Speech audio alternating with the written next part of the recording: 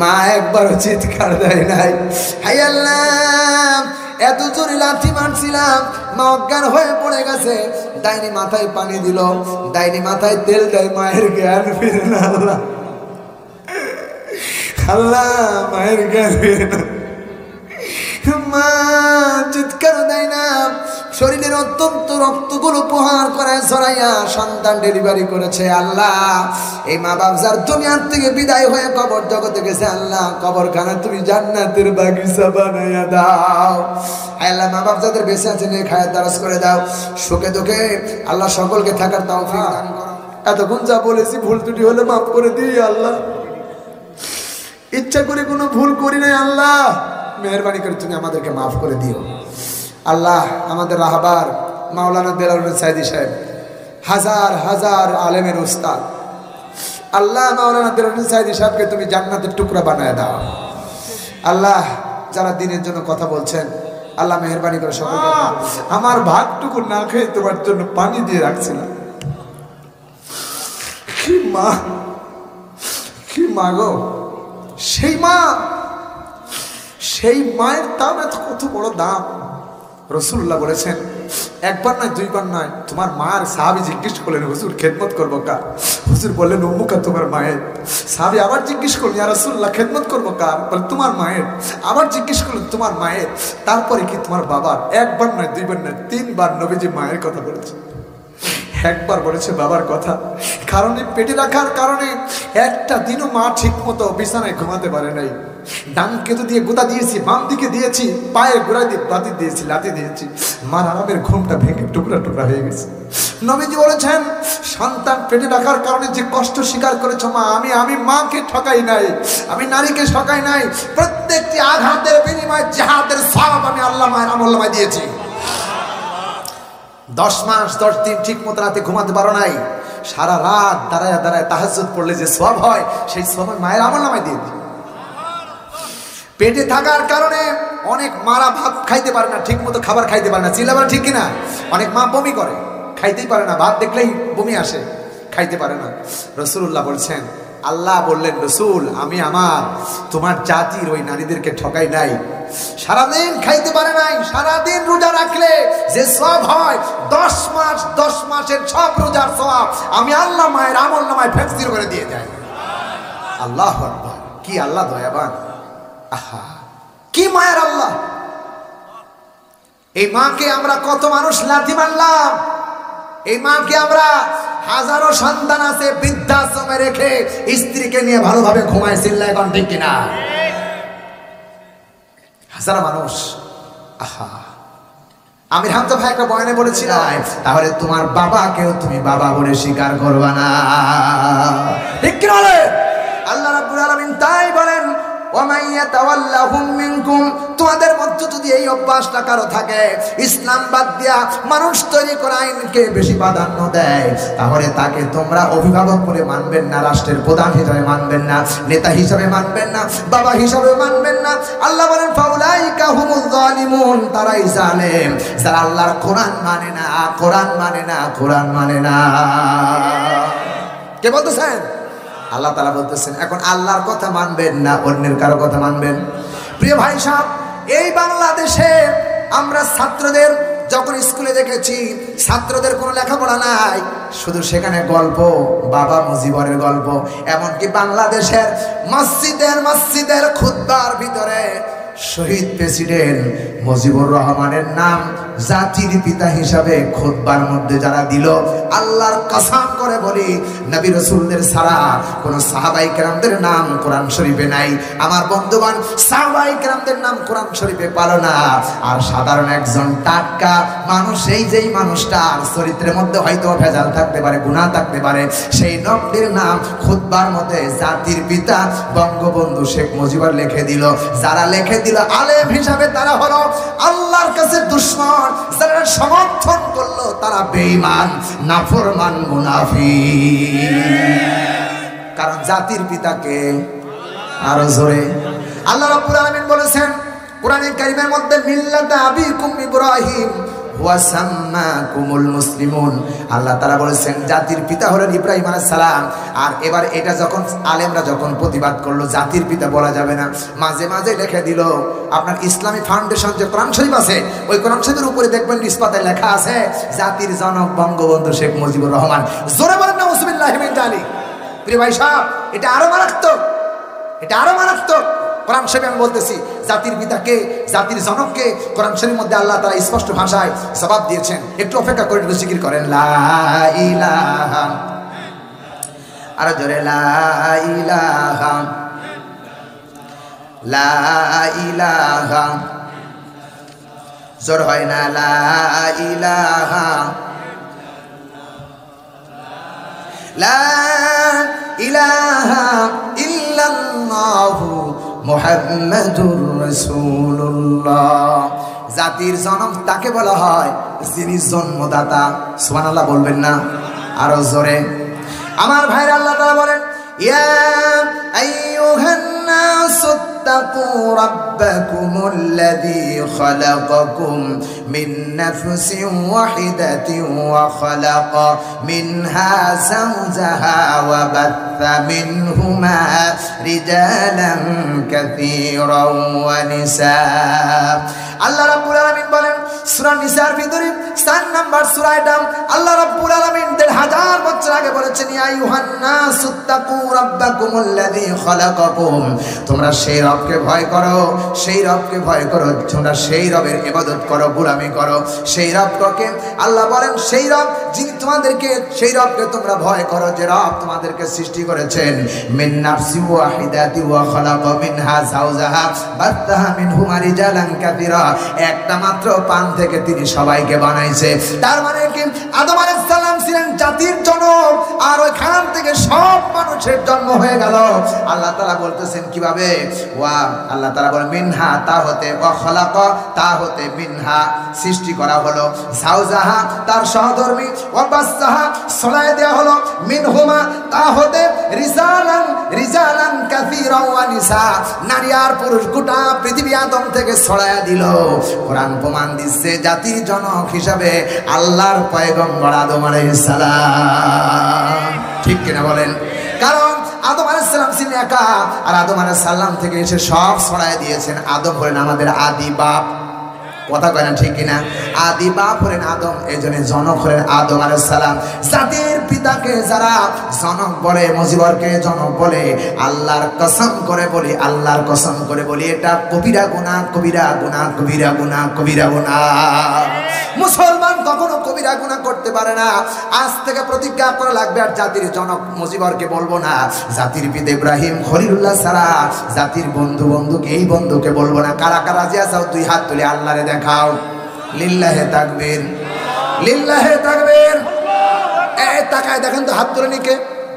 তাকায় দেখেন কে হাত তুলে নি?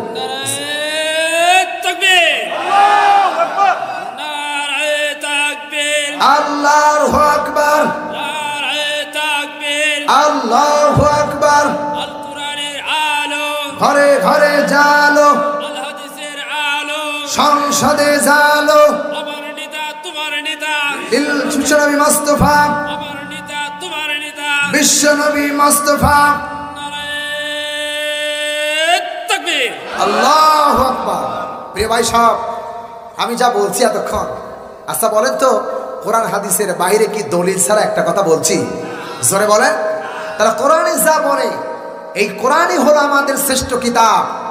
আল্লাহ বলছেন হুদাল লিন্নাস ওয়া বাইয়িনাতিন মিনাল হুদা, অথবা সূরার প্রথমে বলা হয়েছে ইহদিনাস সিরাতাল মুস্তাকিম। এই কোরআনের রাস্তাই হলো শ্রেষ্ঠ রাস্তা, এর ছাড়া কোনো দ্বিতীয় কোনো ভালো রাস্তা নাই। আছে নাকি? এটাই হলো শ্রেষ্ঠ রাস্তা। এই রাস্তার মধ্যে যা আছে এটা যদি আমরা মানতে না পারি, তাহলে অবশ্যই আমরা কিয়ামতের ময়দানে ধরা খাবো। এতে কোনো সন্দেহের অবকাশ নাই। ঠিক কি না? কোনো সন্দেহের অবকাশ নাই। এই জন্য কোরআন আছে যেখানে আমরা আছি সেখানে, আলেম ওলামা যেখানে আমরা আছি সেখানে। কারণ কোরআন যা বলে এর মধ্যে বিন্দু মাত্র ফাঁক নাই। ১৫০০ বছর আগে আল্লাহ শুরুতেই চ্যালেঞ্জ করেছে।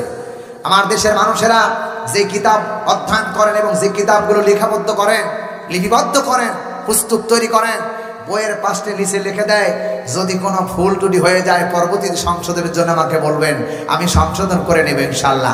কোরআন কারীমের মধ্যে আল্লাহ রাব্বুল আলামিন ১,৫০০ বছর আগেই বলেছেন, যালিকাল কিতাব, এটা এমন কিতাব লা রাইবা ফি, যার মধ্যে কোনো সন্দেহের অবকাশ নাই। জোরে বলুন ঠিক কিনা? যেটার মধ্যে সন্দেহ নাই সেটা দিয়ে যদি আমার চরিত্র গঠি, আমার জীবনেও কোনো সন্দেহ থাকবে না। চিল্লা এখন ঠিক না ব্যাঠি? এজন্য সব সময় আমাদেরকে কোরআনের চরিত্র গড়তে হবে, এটাই আমাদের নৈতিক দায়িত্ব।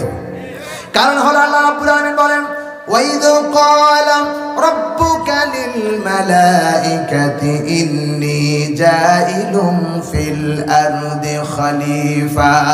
আল্লাহ তাআলা বলেন, তোমাকে দায়িত্ব দিয়ে আল্লাহর দ্বীনের কাজ করার জন্য আল্লাহ রাব্বুল আলামিন প্রতিনিধি হিসাবে আল্লাহ তোমাকে পৃথিবীতে পাঠিয়েছে। আওয়ামী লীগের কাজ করার জন্য তোমাকে আল্লাহ পাঠায় নাই, বিএনপির কাজ করার জন্য তোমাকে আল্লাহ পাঠায় নাই, জাতীয় পার্টির কাজ করার জন্য আল্লাহ তোমাকে পাঠান নাই। আল্লাহ তাআলা আপনাকে পাঠিয়েছেন কেবলমাত্র ওয়ামা খলাকতুল জিন্না ওয়াল ইনসা ইল্লা লিয়াবুদুন।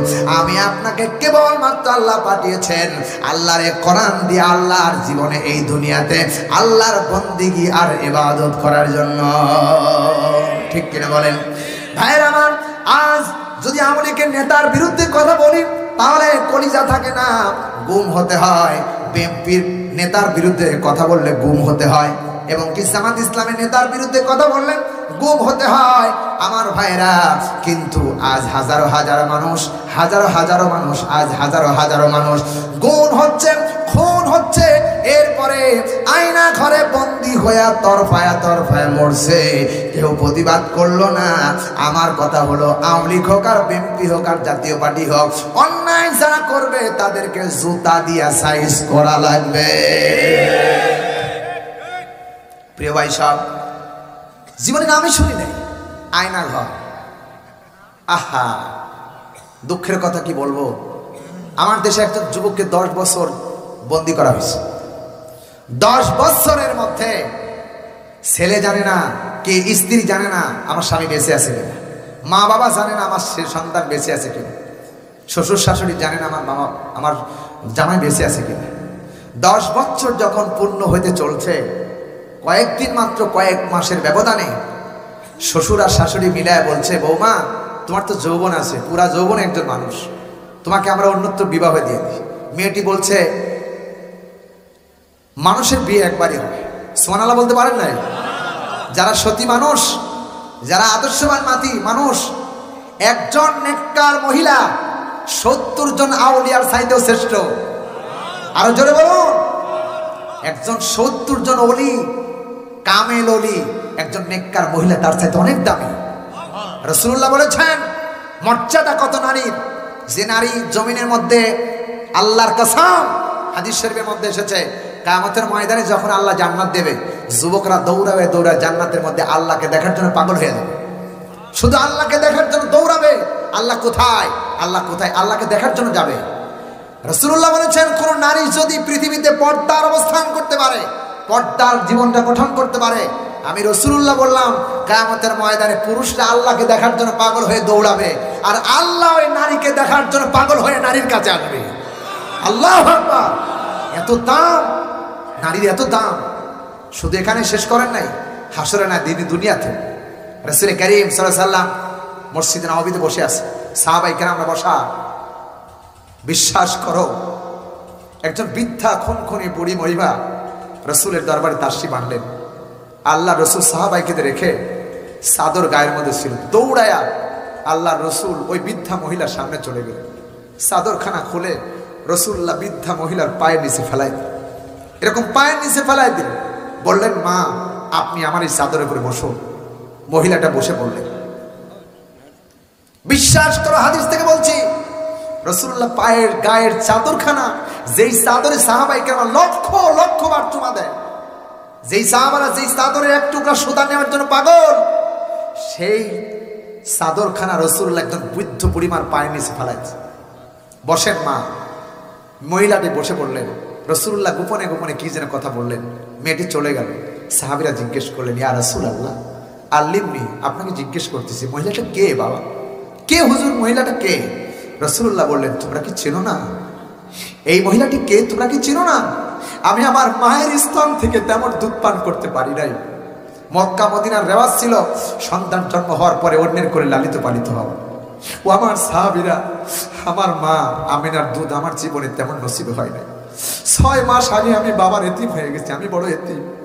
আমার মতো এতিম আর কেউ নাই, আমার মতো এতিম আর কেউ নেই, আমার মতো এতিম আর কেউ নেই। নবীজি কেঁদে ফেললেন আর বললেন, আমার সাহাবীরা, উনি কে তোমরা জানো? উনি হলেন আমার শৈশবকালের আমাকে যে দুধ পান করিয়ে কোলে কাকালে করে মানুষ করেছে, উনি হলেন আমার দুধ মা হালিমাতুস সাদিয়া রাদিয়াল্লাহু তাআলা আনহা। জোরে বলেন আল্লাহু আকবার। কি মায়ের মর্যাদা দিয়েছে রাসূলুল্লাহ, কি মায়ের মর্যাদা দিয়েছে। নিজের গায়ের চাদর, যে চাদর সাহাবীরা বারবার চুমা দিত, একটা সুতা নিলে রাসূলুল্লাহর গায়ের জামা দিয়া মেশক আম্বরে চাইতে সুঘ্রাণ বের হতো। রাসূলুল্লাহ ঘেমে গেলে গাও যদি কপাল দিয়ে ঘেমে যেত, এই মেশক আম্বরে সাহাবায়ে কেরামরা এই ঘামগুলো কোটাতে করে জমা করে ঈদের দিন তার আতর হিসাবে মেখে মেখে ঈদগাহে যাইতো এবং কি মসজিদে যাইতো। সাহাবীদের, গরিব সাহাবীরা আতর কিনতে পারতেন না। ধনী সাহাবীরা পাশ থেকে দেখতো যে এমন আতরের গন্ধ বেড়ে চলছে, এত সুন্দর আতরের সেন্ট কোনোদিন পাই নাই।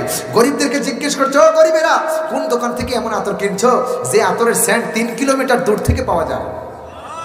আরো জোরে বলুন। রাসূলুল্লাহর গায়ের ঘাম।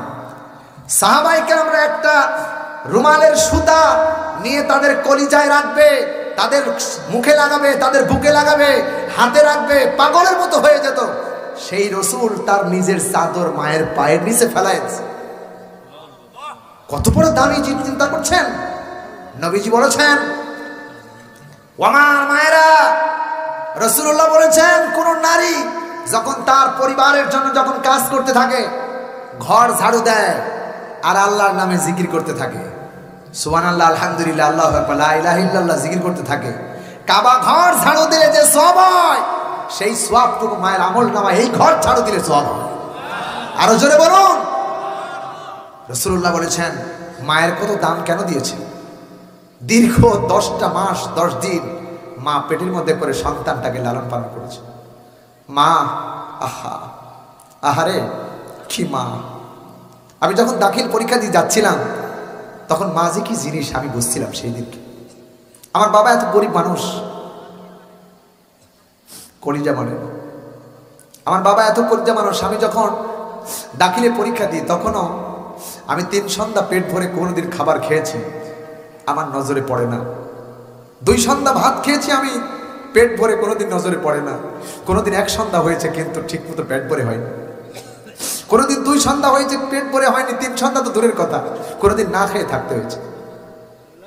দাখিল পরীক্ষা দিয়ে যাব, সন্ধ্যাবেলা ভাত রান্না হলো, পরের দিন পরীক্ষা, কোরআনের পরীক্ষা। আমি, আমার মা, আব্বা মিলে সবাই রাতের বেলা খাবার খেলাম। খাবার খেয়ে সকালবেলা পরীক্ষা দিয়ে যাব। আমি আমার মাকে রাতে খাইতে দেখি নাই। সকালবেলা পরীক্ষা দিতে আমার সামনে অল্প 4টা পান্তা ভাত আমার মায়ের নিয়ে এসে আমার সামনে দিল, আর আমাকে বলল, বাবা এটা খেয়ে তুমি পরীক্ষা দিয়ে চলে যাও। আমি বললাম, মা আজকে পরীক্ষার প্রথম দিন, আমি একটু গরম ভাত খেয়ে পরীক্ষা দিয়ে যাবো, আমি এই পান্তা ভাত খেয়ে যেতে পারবো না, আমি পারবো না। আমি বড় খুব জেদ করলাম। মাকে আমাকে জড়ায় ধরে বললেন, বেটা কাল সন্ধ্যাবেলা যখন তোমার জন্য খাবার রান্না করা হয়েছিল, তোমার বাবার জন্য খান্না রান্না করা হয়েছিল, আমরা মনে করেছিলাম 3 জন মানুষ, আমরা তখন মোটে মাত্র 3 জনই মানুষ, আমরা খেয়ে দিয়ে রাত্রিবেলা ঘুমাবো। কিন্তু যখন দেখলাম কোলায় অনেক অল্প 4টে চাল, কিন্তু সেই চাল রান্না করলাম, আমি দেখলাম তোমার বাবার, তুমি খাইলে আর কিছু থাকবে না, আমি খাইলে আর কিছুই থাকবে না। আমি চিন্তা করলাম সকালবেলা আমার কোলাতে আর কিছু নাই, আমার সন্তান পরীক্ষা দিয়ে যাবে, আমি কি ছাতার সামনে দিব। আমি মা আমার ভাতটুকু না খেয়ে তোমার জন্য পানি দিয়ে রাখছিলাম। কি মা, কি মা গো, সেই মা, সেই মায়ের দাম এত কত বড় দাম। রাসূলুল্লাহ বলেছেন, 1 বার নয় 2 বার নয়, তোমার মায়ের। সাহাবী জিজ্ঞেস করলেন, হুজুর খেদমত করবো কার? হুজুর বললেন, উম্মুকা, তোমার মায়ের। সাহাবী আবার জিজ্ঞেস করলেন, ইয়া রাসূলুল্লাহ খেদমত করবো কার? বলে, তোমার মায়ের। আবার জিজ্ঞেস করলেন, তোমার মায়ের। তারপরে কি তোমার বাবার? 1 বার নয় 2 বার নয়, 3 বার নবীজি মায়ের কথা বলেছে। 1 বার বলেছে বাবার কথা, কারণ পেটে রাখার কারণে একটা দিনও মা ঠিক মতো বিছানায় ঘুমাতে পারে নাই। ডান কেতু দিয়ে গোতা দিয়েছি, বাম দিকে দিয়েছি, পায়ে গোড়া দিয়ে বাতি দিয়েছি, লাথি দিয়েছি, মার আরামের ঘুমটা ভেঙে টুকরা টুকরা হয়ে গেছে। নবীজি বলেছেন, সন্তান পেটে রাখার কারণে যে কষ্ট স্বীকার করেছ মা, আমি মাকে ঠকাই নাই, আমি নারীকে ঠকাই নাই। প্রত্যেকটি আঘাতের বিনিময়ে জিহাদের সওয়াব আমি আল্লাহ মায়ের আমল নামায় দিয়েছি।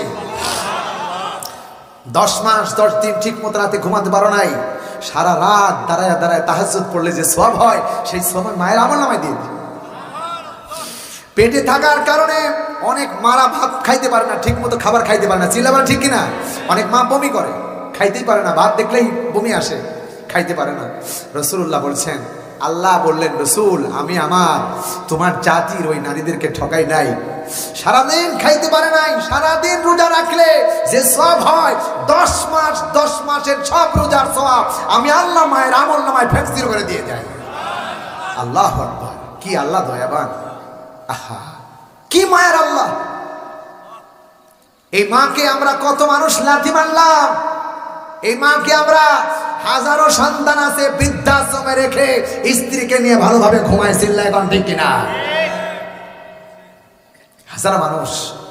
আহা আমির হামজা ভাই একটা বয়ানে বলেছিল, সন্তানের সোয়াইসি রোগ হয়েছে, বিদেশে বাড়ি, সন্তান সব খবর শ্বশুর শাশুড়িকে বলল, আমি আগামী মাসের অমুক তারিখে দেশে চলে আসছি, আমার শরীর ভালো না। স্ত্রী চিঠি লিখে পাঠালো, আমার জন্য গহনা আনবা। শ্বশুর বললো, আমার জন্য অমুকতা নিয়ে আসবা। শাশুড়ি বললো, অমুকতা নিয়ে আসবা। মায়ের কাছে চিঠি লিখলেন, মা আমি অমুক মাসের 10 তারিখে বাসায় চলে আসছি, আমার শরীরটা বড় ক্লান্ত। কথা বললেন না। মাই বাংলাদেশ থেকে বললেন, বাবা তুমি ঘুট করে কেন বলতেছো আমি দেশে ফিরে আসবো? তোমার কি কিছু হয়েছে বাবা? দূরে আছে সন্তান, মা খবর পাইলো কেমনে করে? মা বলতেছে, বাবা তোমার কি হয়েছে বলো না। খুট করে মার কাছে বলে ফেললো, মা এই সন্তান ওই মাকে কোনোদিনই দুনিয়ায় থাকতে, এই বাংলাদেশে থাকতে একদিনও ভালোবাসে নাই। বোর কারণে ভালোবাসে নাই। বইয়ের সাথে পরামর্শ করে, শ্বশুর সাথে পরামর্শ করে মাকে রেখে টাকা পয়সা ওই শ্বশুর বাড়ি থেকে নিয়ে যা জুগাইছিল সব নিয়ে চলে গেছে, মারে দেখে নাই। ওই মা যেদিন বিদেশে থেকে বাড়ি আসবে, শ্বশুর চিঠি লিখে দিল, অমুকটা নিয়ে আসো, শাশুড়ি চিঠি লিখে অমুকটা নিয়ে আসো, স্ত্রী বলে গহনা নিয়ে আসো। মা শুধু কেবলমাত্র সংবাদ পাইছে, আমি অমুক তারিখে 10 তারিখে আমি ফ্লাইটে বাংলাদেশে আসবো। মা বলতেছে, কলিজার টুকরা সন্তান তোমার কি কিছু হয়েছে? যদি কিছু হয়ে থাকো তাহলে কিছু সদকা করে দাও, গরিব মানুষকে সদকা করে দাও, আল্লাহ তোমার রোগ ভালো করে দিবে। সুবহানাল্লাহ বলেন। মা কিচ্ছু চাইলো না, কিছু দান করে দাও, গরিব দুঃখীর কিছু দান করে দাও। দেশে ফিরে আসলেন, মাকে বললেন, মা রে আমি সবাইকে দেখলাম, সবাই সব চাইলো, কিন্তু তুমি তো কিছু চাইলে না। মা বলতেছে, কলিজার টুকরা সন্তান তুই আমার পক্ষে ফিরে আয়, এটা আমার যথেষ্ট। আল্লাহ সন্তান চলে আসার পরে মা সন্তানকে দেখে বুকের সাথে জড়ায় ধরে দেখে শরীরটা বড় অত্যন্ত দুর্বল হয়ে গেছে, সন্তান বড় ক্লান্ত, সন্তান বড় অসুস্থ হয়ে গেছে। মা ওখানে সন্তান রেখে ওখানে আল্লাহর সিজদাতে পড়ে গেছে, আল্লাহ তুমি আমারে নিয়ে যাও, কিন্তু আমার সন্তানকে তুমি বাংলায় বাঁচায় রাখো। পেপারের মধ্যে এসেছে, আমার ভাইরা মার বাবা ওই জমিনের মধ্যে সিজদায় পড়ে আল্লাহর কাছে বারবার বলেছিলেন, আমার সন্তানকে তুমি ভালো করে দাও। কোনো ওষুধ লাগে নাই, সন্তান বাংলাদেশে মায়ের দোয়ায় আল্লাহ ভালো করে দিয়েছে। আর একটা কথা বলবো, কাবা ঘরের ইমাম কুৎসিত ইমাম বেটে কালো কুৎসিত, মিডিয়ার লোকেরা জিজ্ঞেস করলো যে হুজুর আপনি এত বড় একটা কাবা ঘর, যা গোটা পৃথিবীর সমস্ত জায়গার হলো শ্রেষ্ঠ জায়গা, সেই জায়গার ইমামতি আপনি এমন কালো মানুষ কেমনে পাইলেন? আমরা একটু বলেন। মিডিয়ার সামনে বলে না, বলে হুজুর বলাইলেন। বলতে শুরু করলো, ভাইয়া শোনো, আমি ছোট্টবেলায় অনেক দুষ্টু ছিলাম, খুব দুষ্টু ছিলাম, মার কথা শুনতাম না, বাবার কথা শুনতাম না, মাকে গালিগালাজ করতাম। যখনই মার কাছে গালিগালাজ করতাম তখন আমার মা বারবার কি যেন বলতো। আমার মা এমন রাগ হয়ে বলতো, তোরে যেন আল্লাহ কাবা ঘরের ইমাম বানায়, তোরে যেন আল্লাহ কাবা ঘরের ইমাম বানায়, তোরে যেন আল্লাহ কাবা ঘরের ইমাম বানায়। সুবহানাল্লাহ বলেন। আমার মায়ের দোয়া আল্লাহর দরবারে মঞ্জুর হয়ে গেছে। মায়ের দোয়া আমার কাবা ঘরের ইমামত দিয়েছে। জোরে বলুন, রিদার রব্বি রিদাল ওয়ালিদাইন, সাকাতুর রব্বি সাকাতুল ওয়ালিদাইন। মা বাবার সন্তুষ্টিতে আল্লাহর আরশ সন্তুষ্ট, মা বাবার নারাজিতে জমিন পর্যন্ত আল্লাহর আরশ পর্যন্ত নারাজ। চিল্লা বলেন ঠিক কিনা? মা বাবাকে কষ্ট দেওয়া যাবে? কষ্ট দেওয়া যাবে না। প্রিয় ভাই সাহেব, আজ আমার বাসায় অনেক কাজ। আমি যখন বাসা থেকে বের হই, আমার বাবার এত বড় একটা তালের লাঠি আছে, আমি যতক্ষণ পর্যন্ত বাসায় না যাই, 2 দিন পর কালকে আসছি বাসায় ফজরের সময়, আগামী কালকে যাবো, অন্তত 7 দিন থাকবো আমি বাইরে। আমার আব্বা ওই লাঠি দিয়ে সারা রাত এই বাড়ি ঘর পাহারা দেয়। ঘুমায় না, কারণ আমার বেটা বাড়িতে নাই, কোনো সমস্যা হয় কিনা, চোর ডাকাত আসে কিনা, সারা রাত পাহারা দেয়। আমার বাবা যদি না থাকতো ওই পাহারা কে দিবে? কে দিবে? সন্তানের জন্য বাবা রাতের ঘুমকে ত্যাগ করেছে। সন্তানের জন্য বাবা এত ত্যাগ স্বীকার করেছে, দুনিয়ার আর কেউ করে নাই। এই মায়ের জন্য, এই বাবার জন্য আজকে উদারত আহ্বান করবো। আমি বিরাট দীর্ঘায়িত করবো না, আপনাদের কষ্ট হবে ভাইরা। আজকের এই কোরআনের মাহফিল থেকে আপনাদেরকে উদারত আহ্বান জানাবো। আজকের কোরআনের মাহফিল থেকে মায়ের জন্য কে কি, ওই জোরে বলেন, উনি যখন পড়তেন ওয়াজির আশিরাতাকাল আকরাবিন, আল্লাহু আকবার, সেই কণ্ঠে মোনাজাত হবে ইনশাআল্লাহ। যেমন ইনশাআল্লাহ। চুপ করে বসে আমরা মোনাজাত শুরু করছি। সম্মানিত মা বোনরা যারা এসেছেন, দোয়া হচ্ছে, শেষ করে দোয়া করলাম ভাই।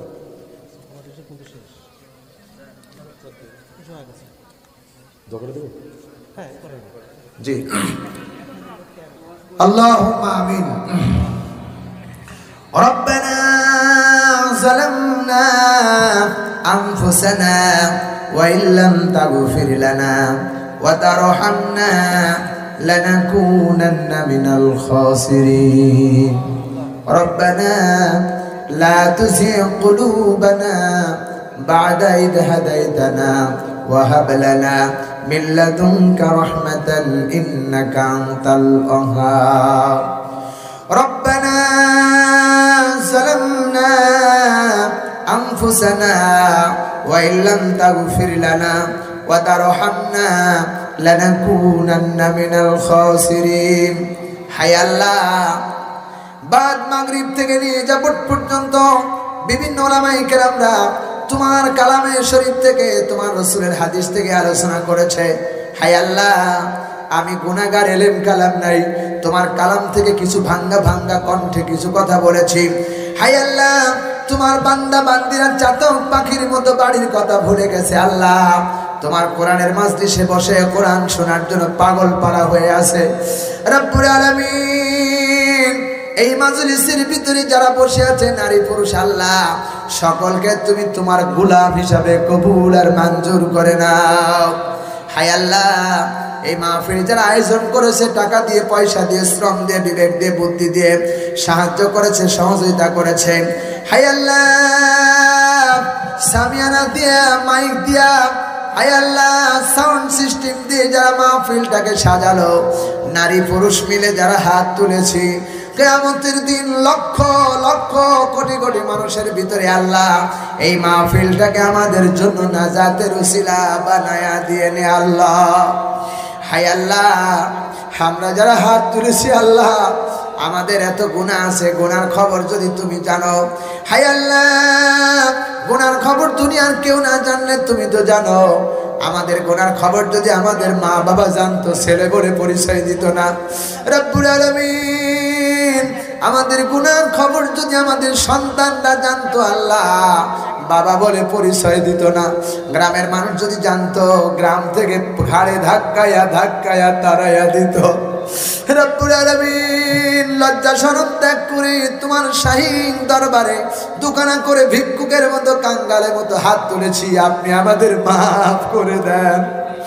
হায় আল্লাহ, আপনি যদি মাফ না করে জাহান্নামের উত্তপ্ত আগুনের মধ্যে ফেলাইয়া দেন, আমরা কার কাছে যাব? হায় আল্লাহ, জাহান্নামের উত্তপ্ত আগুন আমরা সইতে পারবো না। আল্লাহ, আপনি মাহফিলটাকে কবুল আর মঞ্জুর করে আমাদের মাফ করে দেন। রব্বুল আলামিন, এই মুহূর্তে জানি না কার জনম দুঃখী আব্বা হারায় গেছে, আল্লাহ কার জানি না জনম দুঃখী মা হারায় গেছে। একটা শব্দ মা মনে হচ্ছে তামাম পৃথিবীর মধুগুলো জড়ায় আছে। হায় আল্লাহ, যেদিন মার প্রসব বেদনা উঠেছে রাত্রি 12:30 বাজে, আব্বার পা জড়ায় ধরে চোখের পানি ফেলায়া কাঁদতেছে। আব্বার ঘুম ভেঙে গেছে, তাকায় দেখে বিবি কাঁদতেছে। ডাক দে বলে, বিবি রে, গভীর রাত, রাতের মধ্যে কেন ঘুমাও না, কেন কাঁদতেছ? মা চোখের পানি ফেলায় দিয়ে বলে, স্বামী রে, আর সহ্য হয় না, আমার মন বলে সন্তান ডেলিভারি হবে, আমার বড় ভয় লাগে রে, আমি মনে হয় বাঁচবো না রে, বাঁচবো না। পানের স্বামী দৌড়ায় যাও, ডাইনি ডেকে আনো। আব্বা দৌড়ায় গেছে, ডাইনি ডেকে আনলো। ডাইনি আসার সঙ্গে সঙ্গে মায়ের গায়ে সুন্দর শাড়ি ছিল, খুলে ফেলেছে। নরম শাড়ি পরাইয়া গহনাগাতি খুলিয়া মাকে যখন আসুগরের দিকে নিয়ে যায়, এত জোরে লাথি মারছিলাম রে আল্লাহ, মা অজ্ঞান হয়ে টাস করে জমির মধ্যে পড়ে গেল। মা অজ্ঞান হয়ে পড়ে গেছে, চিৎকার দিতে পারে না। চিৎকার দিলে সমাজের মানুষেরা কি বলবে? মা জিব্বার মধ্যে দাঁতরে ফেলাইয়া, জিব্বার মধ্যে দাঁতের মধ্যে জিব্বারে ফেলাইয়া কামড়ায়া কামড়ায়া প্রসব বেদনা সহ্য করেছে। মা একবারও চিৎকার দেয় নাই। হাই আল্লাহ, এত জোরে লাথি মারছিলাম, মা অজ্ঞান হয়ে পড়ে গেছে। ডাইনি মাথায় পানি দিল, ডাইনি মাথায় তেল দেয়, মায়ের জ্ঞান ফিরে না। আল্লাহ আল্লাহ, মায়ের জ্ঞান ফিরে না। মা চিৎকার দেয় না, শরীরের অত্যন্ত রক্তগুলো প্রহার করে ছড়াইয়া সন্তান ডেলিভারি করেছে। আল্লাহ, এই মা বাপ যার দুনিয়ার থেকে বিদায় হয়ে কবর জগতে গেছে, আল্লাহ কবরখানা তুমি জান্নাতের বাগিচা বানাইয়া দাও। আল্লাহ, মা বাপ যাদের বেঁচে আছে নেক হায়াত দারাজ করে দাও। সুখে দুঃখে আল্লাহ সকলকে থাকার তৌফিক দান করো। যে বোনেদের ছেলে নাই, ছেলে দাও, মেয়ে দাও, স্বামী সোহাগী বানায় দাও। স্বামী স্ত্রীর মধ্যে দাম্পত্য জীবনের সুখ নাই, সুখের ব্যবস্থা করে দাও। এই মাদ্রাসা এবং কমিটির ছাত্র এবং শিক্ষক সকলকে আল্লাহ তোমার দ্বীনের মুজাহিদ বানায়া দাও। হায় আল্লাহ, নতুন মাদ্রাসা আল্লাহ, এই মাদ্রাসায় তুমি কিয়ামত পর্যন্ত কবুল করে নাও। এলাকাবাসীর অন্তরের মধ্যে মাদ্রাসার ভালোবাসা তৈরি করে দাও। আল্লাহ, আমি গুনাহগার, কি বলবো আল্লাহ, এলেম কালাম নাই। আল্লাহ, এতক্ষণ যা বলেছি ভুল ত্রুটি হলে মাফ করে দিই। আল্লাহ, ইচ্ছা করে কোনো ভুল করি নাই। আল্লাহ, মেহেরবানি করে তুমি আমাদেরকে মাফ করে দিও।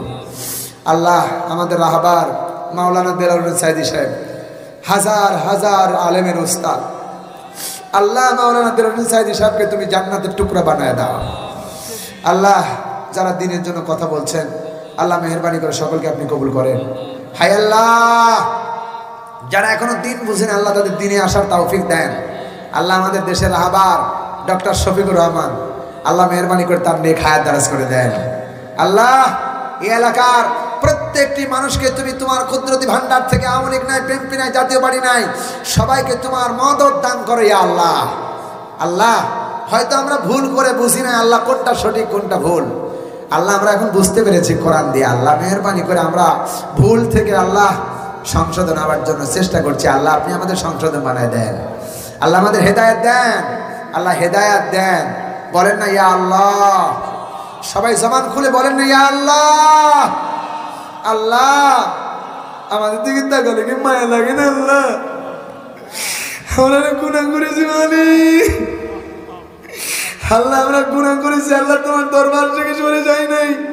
তুমি বলেছো লা তাকনা তুমি রহমাতিল্লাহ, যত গুনাহ করিস আমার দরবার থেকে সরে যাস না। আমরা কেউ সরে যাই নাই মালিক, তুমি আমাদেরকে মাফ করে দাও।